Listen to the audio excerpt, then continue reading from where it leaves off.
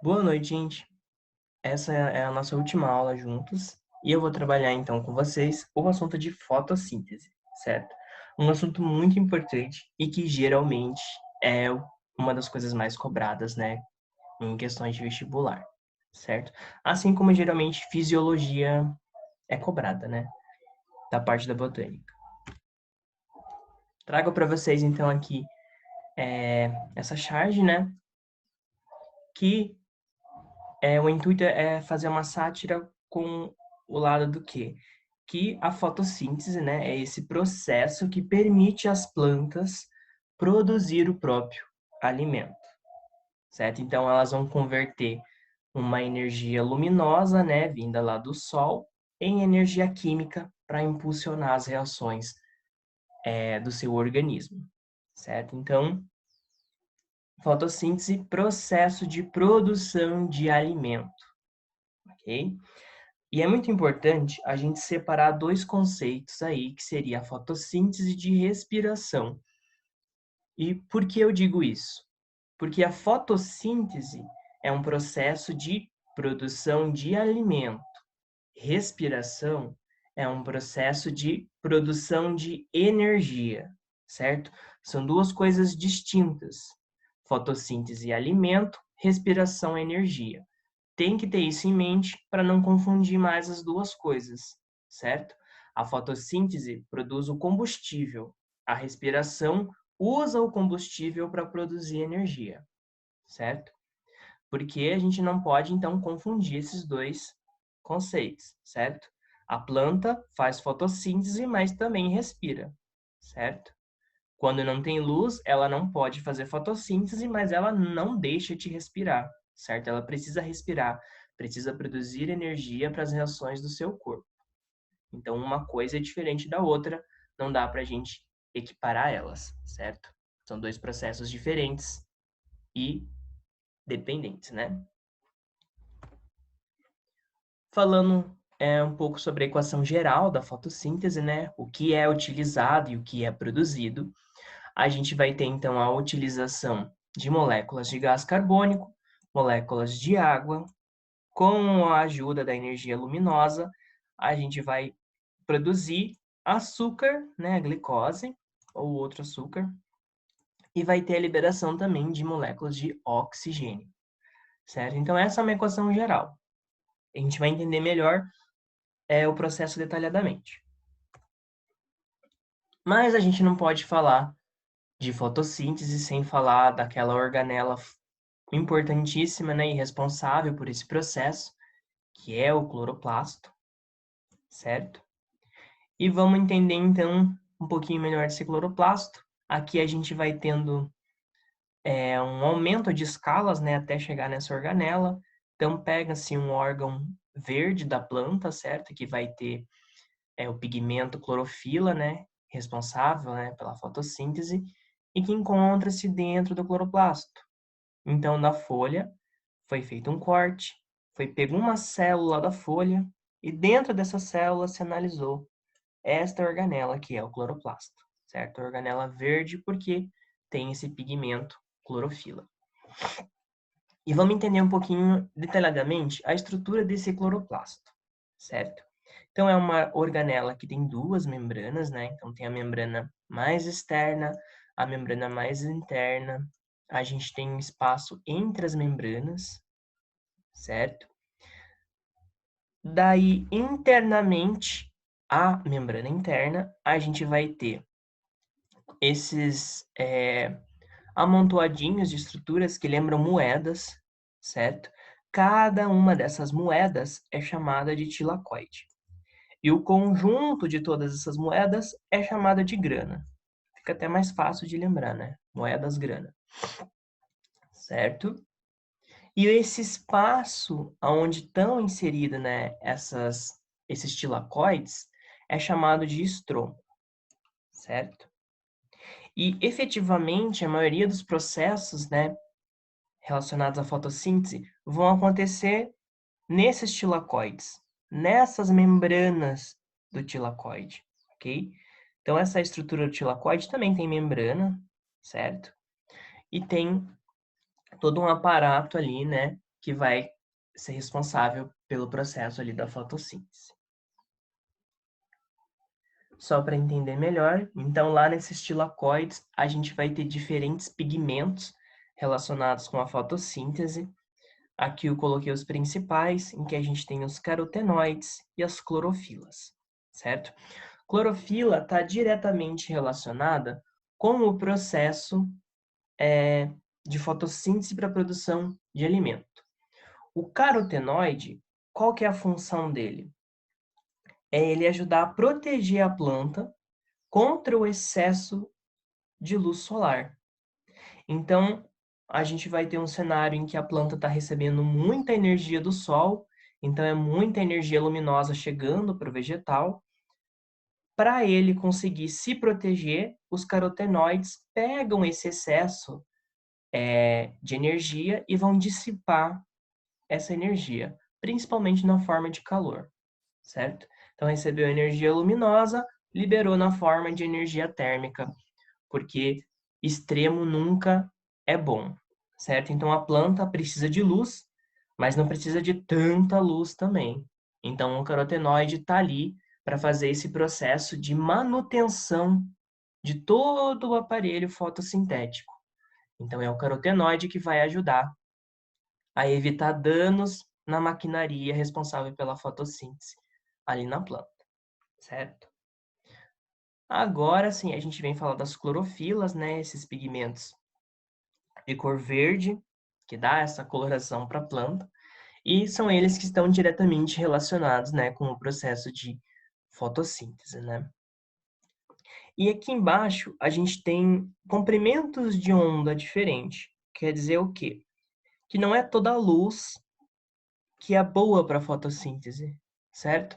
A luz ela tem que ter um comprimento específico, né, que vai favorecer o processo de fotossíntese, que vai permitir que esses pigmentos, né, eles sejam capazes de absorver propriamente essa energia luminosa.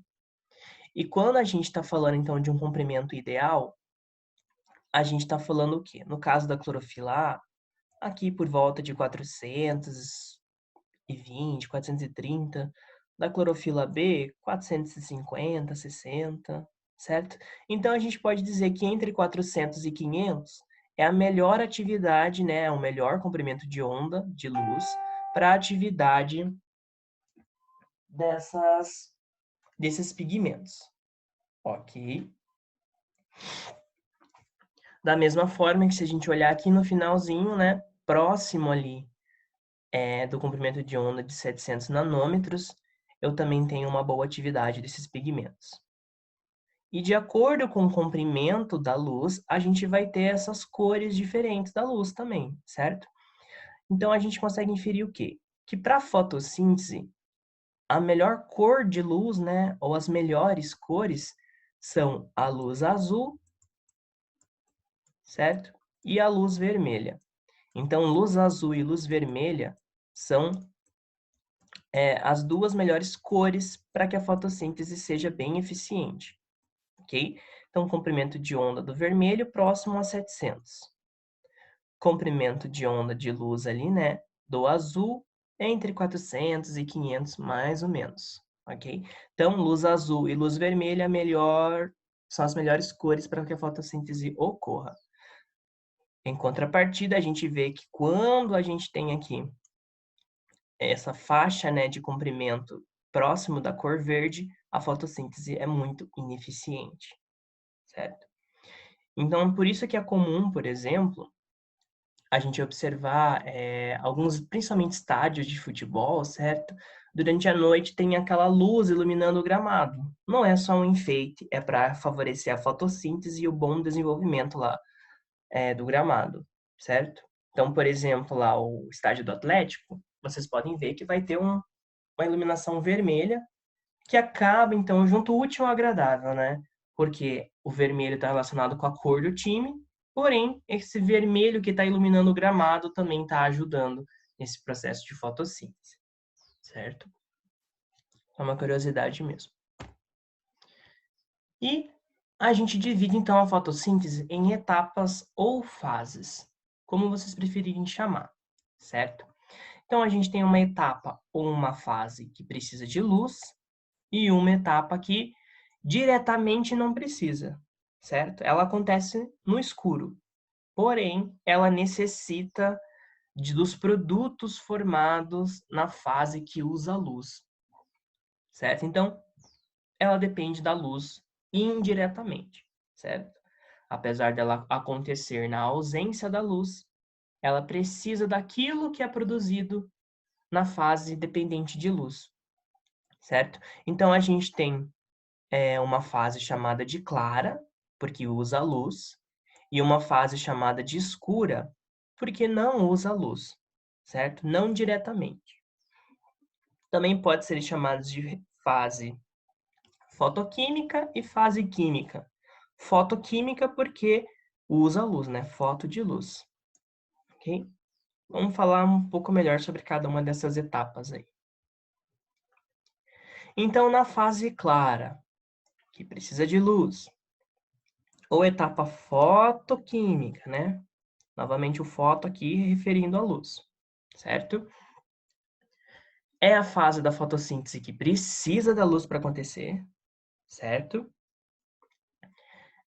Ela também pode ser chamada de reação de Hill, que foi, né, o cientista que descreveu o processo, ou fotólise da água. E esse termo fotólise da água vai ser muito importante para a gente também quebrar algum senso comum que é errado sobre a fotossíntese, que a gente vai ver mais para frente, tá?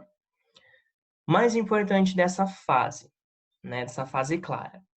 Novamente, ela precisa de luz para acontecer, fotodependente, e ela vai produzir ATP e NADPH, certo? ATP, vocês já devem estar cansados de ver isso lá na questão do metabolismo energético, certo?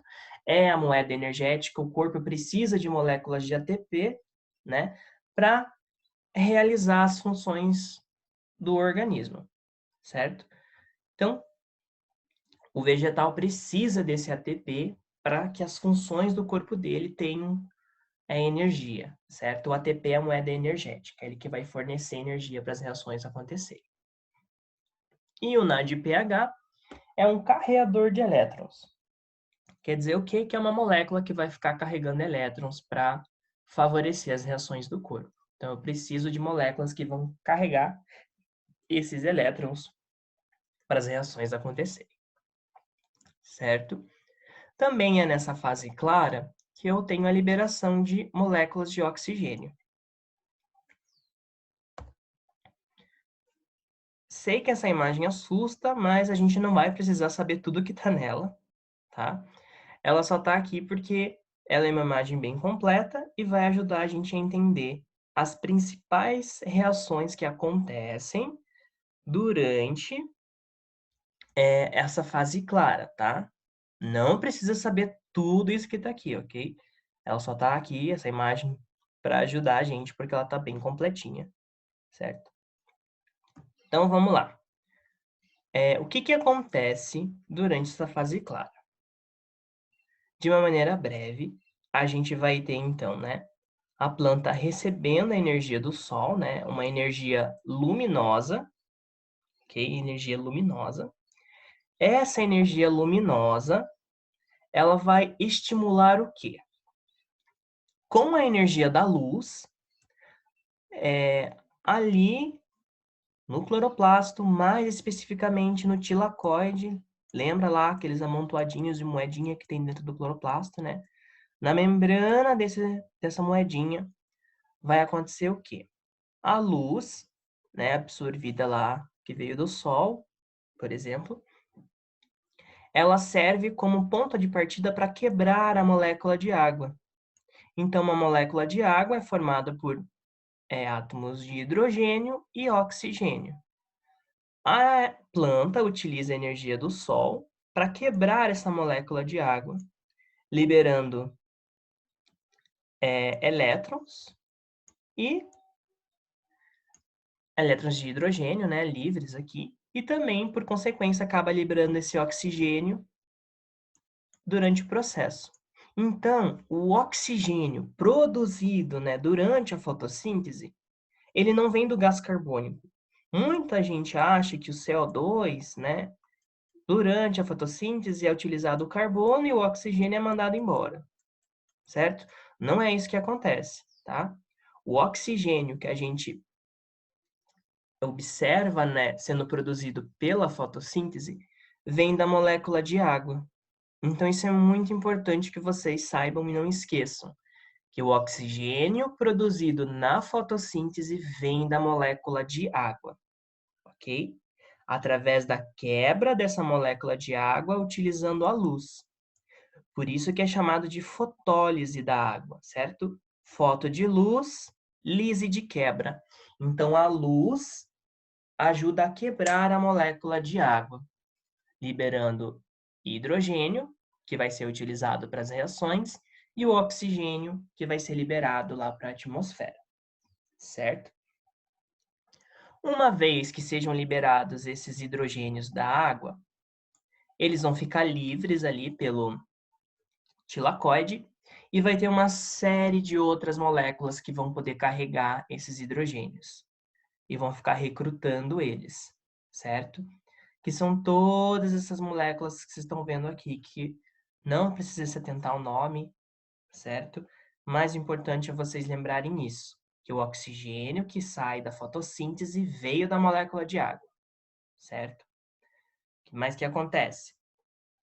Esses hidrogênios que são liberados da água, eles vão ser carregados, certo? Pelo complexo da fotossíntese para ajudar diferentes processos, certo?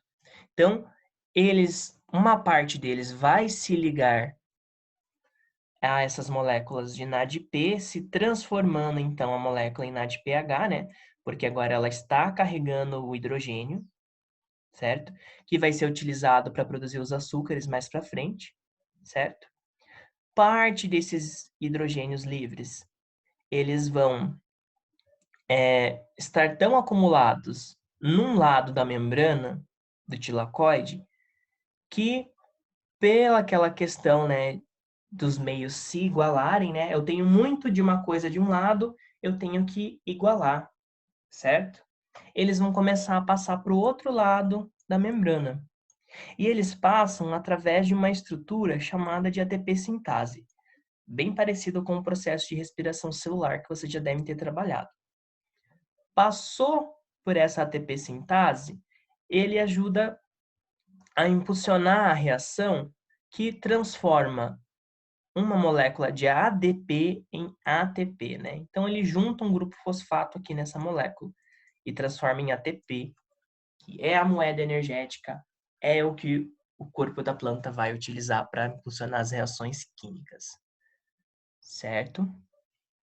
Então é como se fosse realmente uma turbina aqui, que quando passa um hidrogênio, gira isso daqui, e isso daqui girando produz o que é necessário para juntar o ADP com o fosfato livre e transformar numa molécula de ATP, que é o que a gente precisa, né, para as reações do corpo ali do vegetal, certo? No geralzão é isso. Uma vez que na fase clara é produzido bastante NADPH, bastante ATP, certo? Isso daqui, NADPH e ATP, vai ser utilizado para etapa química ou fase escura, certo? Que é a fase que não precisa diretamente da luz, ok? Porque por mais que a planta não esteja recebendo mais luz, os produtos ali que foram originados quando ela estava recebendo luz, ou seja, o ATP e o NADPH, vão estar acumulados na planta e ela vai poder usar isso. Então, a etapa química acontece mesmo na ausência da luz, certo? A gente costuma chamar essa fase escura de ciclo de Calvin ou ciclo das pentoses. Vocês já vão entender mais para frente por quê, certo? Calvin porque foi o cientista que descreveu essa etapa, ok? É uma fase puramente enzimática. Então, reforçando o quê? Enzimas, né, são responsáveis por acelerar os processos metabólicos do corpo. Então, principalmente nessa etapa química aí, que vai efetivamente produzir o açúcar que a planta vai usar para se alimentar, precisa de muitas enzimas trabalhando, e várias enzimas diferentes, certo? Então, esse é um geral do que acontece na fase escura, tá? Eu vou usar o ATP e o NADPH que foi produzida na fase clara para que eu consiga, então, produzir o meu açúcar, certo? E é aí que vai entrar o meu gás carbônico agora. O gás carbônico vai ser reduzido. Quer dizer o quê? Que ele vai se encher de hidrogênios que o NADP está carregando para que ele consiga formar, por exemplo, uma molécula de glicose, certo? Novamente, não precisa saber tudo que está aqui, tá bom? Mais importante de vocês entenderem do ciclo de Calvin, ou ciclo C3, certo? É que tem uma enzima chamada de rubisco, é uma das principais enzimas desse processo, certo? Então, quando eu estou falando de fase escura, etapa química ou ciclo de Calvin, eu estou falando que é um processo que depende muito dessa enzima chamada de rubisco, certo? Ela vai ser fundamental para esse processo de produção ali de açúcares para a planta, certo?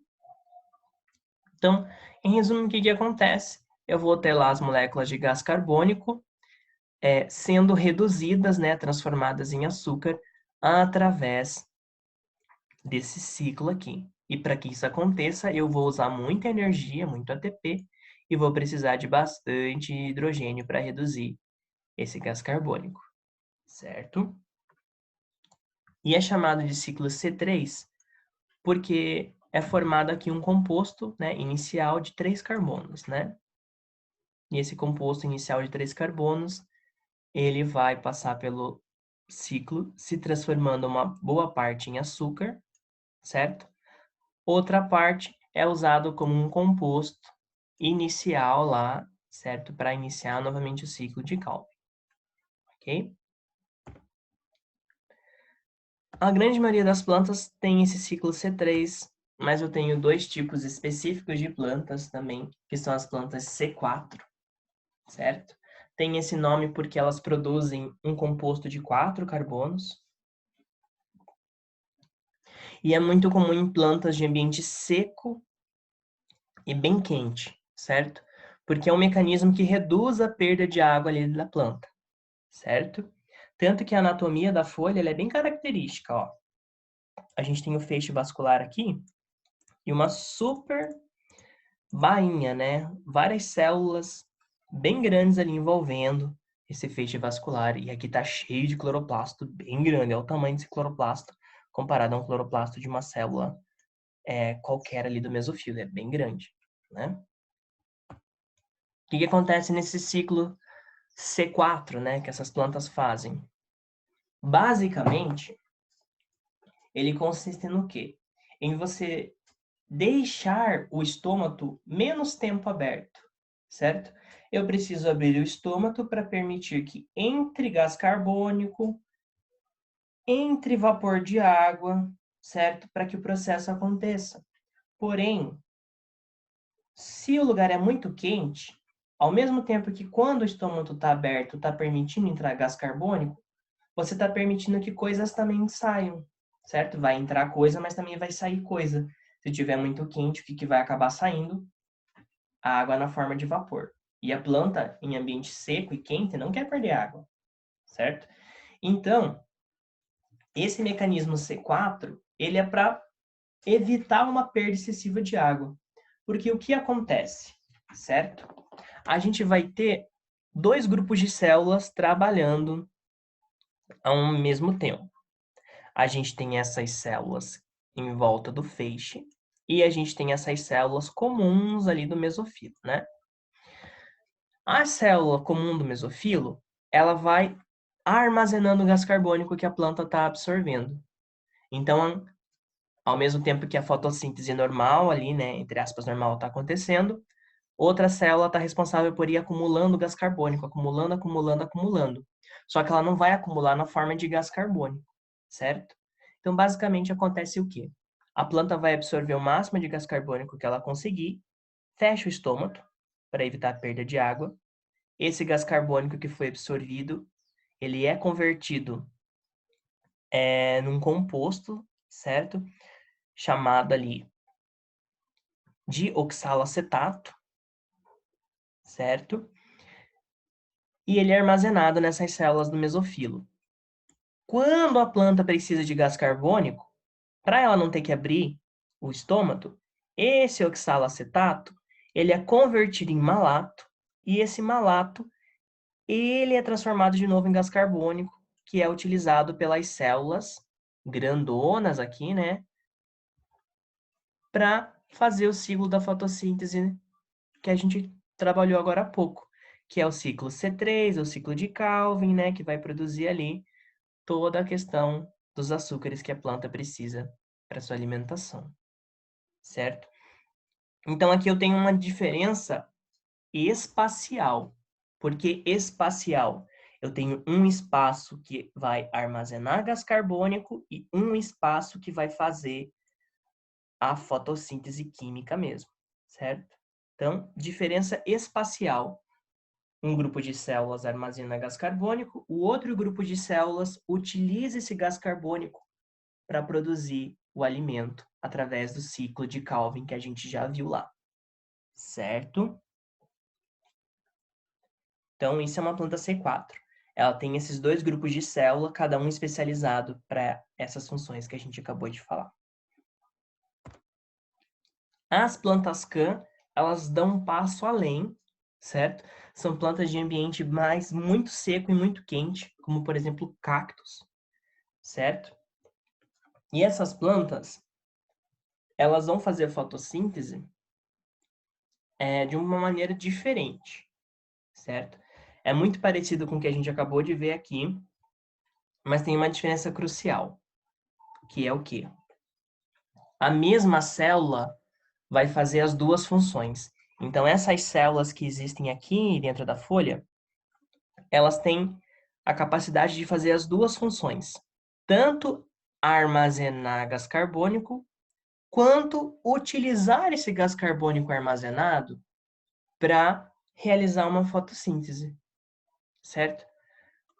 Só que aqui, quando eu falo de planta C4, eu tenho uma diferença espacial, né? Uma célula faz uma coisa, a outra faz outra.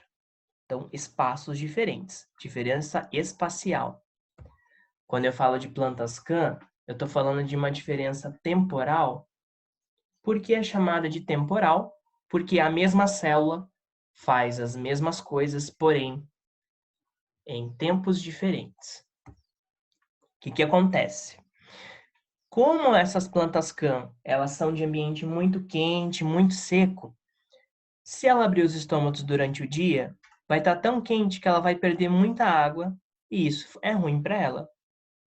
Então, durante a noite, certo? Se a gente lembra como que as temperaturas de um deserto, por exemplo, durante o dia é muito quente, durante a noite é muito mais frio, mais fresco, certo? Então, se a planta abrir os seus estômagos durante a noite, ela não vai perder água em excesso porque não tem um calor ali, certo? A temperatura vai estar boa para ela, ela não vai perder água na forma de vapor. Então, durante a noite, a planta abre seus estômagos e as células vão começar a transformar aquele gás carbônico novamente em oxalacetato, certo? Amanheceu, os estômagos se fecham, a planta para de fazer trocas, né, através dos estômagos, então vai evitar uma boa perda de água ali. Ela consegue evitar essa perda de água, certo? E como ela passou a noite inteira absorvendo gás carbônico, vai estar em grande quantidade dentro dela. Ela vai usar esse gás carbônico em grande quantidade para fazer a fotossíntese normalmente, porque durante o dia tem a luz que ela precisa, certo?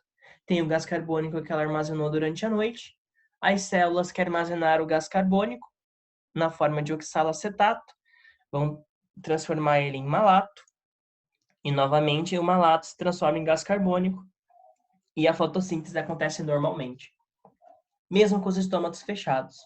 porque durante a noite eles estavam abertos e armazenaram gás carbônico suficiente para a planta realizar a fotossíntese durante o dia sem nenhum problema, certo? Então, a mesma célula faz as duas funções em tempos diferentes, certo? Durante a noite ela armazena gás carbônico, durante o dia ela usa esse gás carbônico para fotossíntese mesmo. Beleza? Outra coisa importante da gente falar é o que é chamado de ponto de compensação fótico, certo? Que basicamente é o momento em que a respiração e a fotossíntese se equivalem, certo? Então é o momento em que a planta ela está produzindo oxigênio na mesma quantidade em que ela está consumindo, certo? Então fotossíntese produz oxigênio, respiração consome. Chega um ponto em que ela vai estar produzindo mais do que consumindo. E é isso que a gente tem lá quando a planta ultrapassa esse ponto de compensação fótico. Ela está compensando o que ela consome, certo? Porque a respiração é constante, né? Esteja luz, esteja escuridão, a planta está respirando. A fotossíntese não, né? Ela precisa da luz para acontecer, certo? E aí a gente tem ainda uma subdivisão de plantas, em que a gente tem plantas de sombra, né, e plantas de sol. E cada uma vai ter um ponto de compensação fótico diferente. Por quê? Plantas de sombra são aquelas plantas que ficam no interior da mata, por exemplo. Elas recebem pouca luz, mas essa pouca luz que elas recebem, elas sabem usar a melhor maneira possível para a fotossíntese delas. Em contrapartida, plantas de sol são aquelas que ficam mais externamente na mata, né? Ou aquelas que são tão altas que a copa delas consegue pegar luz suficiente, bastante luz. Então, elas vão fazer uma fotossíntese na presença de bastante luz. Por isso que são plantas de sol. Elas precisam de bastante luz para que a fotossíntese seja eficiente. Só analisando um gráfico, certo? Eu vou ter o quê? Aqui eu tenho a minha intensidade de luz, então quanto mais eu for para cá, maior a minha intensidade de luz, certo? Esse outro eixo representa a taxa de fotossíntese, então quanto mais aqui em cima, mais eficiente é a minha fotossíntese, né? Maior a minha taxa, ela está sendo bem eficiente. O que acontece? As plantas de sombra, elas precisam de pouca luz para atingir esse ponto de compensação. Então, quer dizer o quê? Que com pouca luz, elas já conseguem produzir mais oxigênio do que consumir. Ok? Da mesma forma que uma planta de sol precisa de um pouco mais de luz, certo? Porque ela é acostumada com intensidades maiores de luz. Então, ela precisa de mais luz para que a fotossíntese dela ultrapasse a respiração. Beleza? Então, para que ela consiga produzir mais oxigênio do que consome, ela precisa de mais luz do que uma planta de sombra, tá? Porém, a planta de sombra, por usar pouca luz, ela tem um limite, né, de eficiência menor do que uma planta de sol. Então, se a gente analisa a longo prazo, a planta de sol, ela consegue fazer uma fotossíntese mais eficiente, né, com uma taxa maior do que uma planta de sombra, porque ela recebe muito mais luz, então o processo ele é mais eficiente, certo? Então, apesar de demorar mais para ela compensar a respiração, a fotossíntese dela acaba sendo mais eficiente, certo? E essa saturação luminosa é o quê? Que por mais que se coloque mais luz, já deu o limite. Não vai melhorar mais do que aquilo, tá? Então, a saturação da planta de sol, ela é maior do que a de planta de sombra, né? Porque ela aguenta mais luz. Então, a fotossíntese acaba sendo um pouco mais eficiente. Beleza? Só para a gente finalizar, a gente vai falar de fatores que vão limitar a fotossíntese, ou seja, fatores que vão fazer a fotossíntese acontecer ou não. E o mais importante, né, intensidade luminosa, Se tem luz, tem fotossíntese. Se não tem, não tem. Certo? Fotossíntese, o nome já diz, precisa da luz, né? CO2. Não adianta a planta estar recebendo a maior quantidade de luz perfeita se ela não tem gás carbônico. O que que ela vai usar para produzir o açúcar para ela? Se não tem gás carbônico, não adianta. Ela não vai conseguir produzir açúcar sem a base, né? Então não adianta ter muita luz. Eu também preciso de bastante gás carbônico suficiente para que ela consiga produzir o açúcar para sua alimentação. A água é fundamental, né? Se eu não tenho água no ambiente, o estômago ele fica fechado para evitar que a planta perca o mínimo que ela já tem. E se o estômago está fechado para não perder água, também não vai entrar gás carbônico. Então ela também vai ficar sem um dos fatores que ela também precisa para realizar fotossíntese. Então a água acaba fazendo essa cascata ali de prejuízo para a planta se não tiver, né? Se não tem água, fecha estômago. Se fecha estômago, não tem troca de gases. Sem troca de gases, não tem fotossíntese.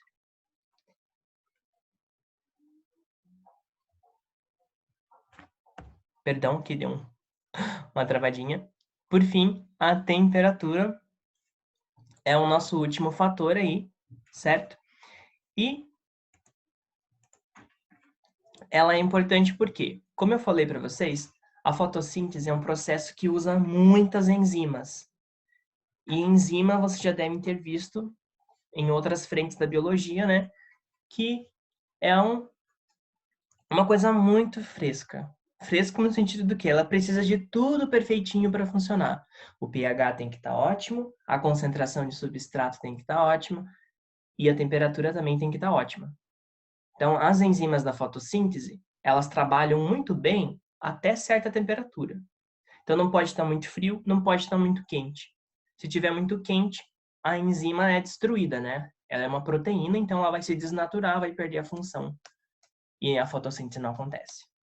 Se tiver muito frio, a enzima não vai ter a temperatura suficiente para ficar ativa. Então também não acontece fotossíntese. Então a temperatura tem que ser ideal. Para fotossíntese, por volta dos 20 graus ali é uma temperatura ótima para elas. Ok? E com isso a gente encerra então a nossa aula de fotossíntese. Quaisquer dúvidas vocês podem me procurar, ok? Vocês têm meu e-mail lá no comecinho da aula. Qualquer dúvida, é só me procurar. Um grande abraço, gente. Um bom final de ano aí. E vamos aproveitar as festividades da maneira que der, né? Tchau, tchau.